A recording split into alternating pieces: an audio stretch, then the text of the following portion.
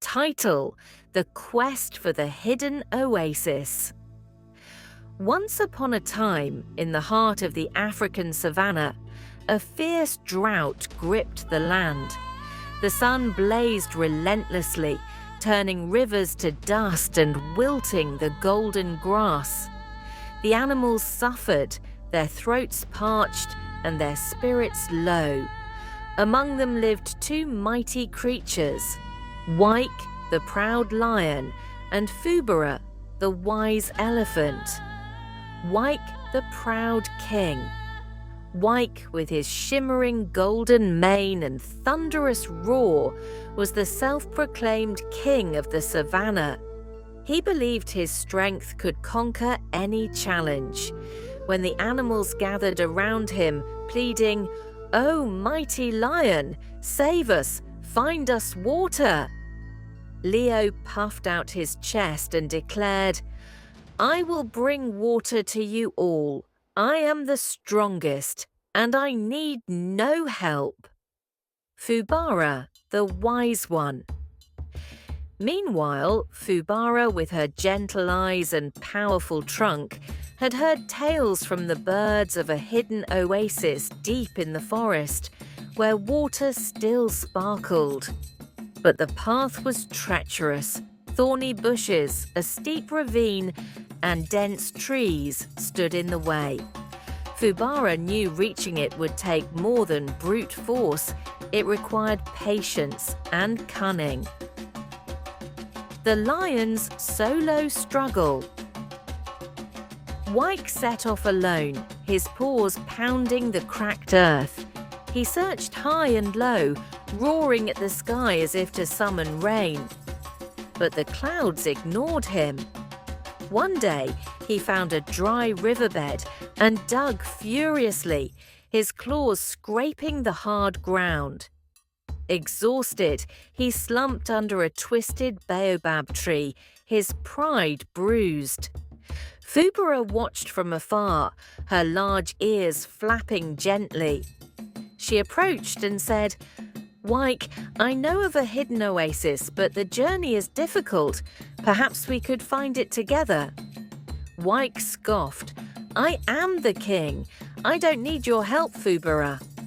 With a flick of his tail, he stormed off. A moment of defeat. Days passed, and the drought tightened its grip. Wyke's strength waned, and even his mighty roar grew weak.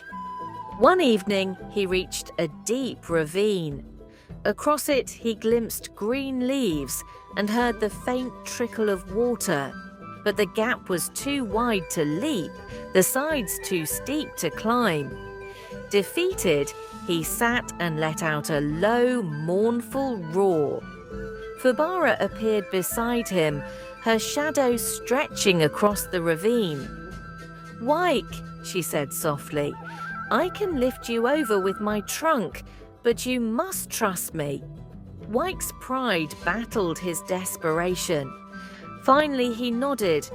"All right, Fubara, I'll trust you." The power of teamwork. Fubara wrapped her trunk around Wyke and, with a graceful swing, lifted him across the ravine. He landed safely, marveling at her strength. Together, they pressed deeper into the forest. Fubara's thick skin brushed aside thorny bushes, while Wyke's sharp eyes spotted the path ahead. When they reached the oasis, a shimmering pool surrounded by lush greenery, they drank deeply, their spirits soaring. Bringing water home. But their task wasn't done. "We must share this with the others," Fubara said. She showed Wyke how to craft bowls from large leaves. Together, they filled them with water and carried them back. Fubara lifted Wyke across the ravine once more, and they returned to the savannah as heroes. The animals cheered, drinking gratefully as the water revived their weary bodies. A new dawn.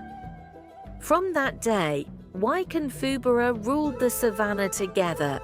Wyke learned that true strength lies in humility, and Fubara saw that wisdom shines brightest when shared.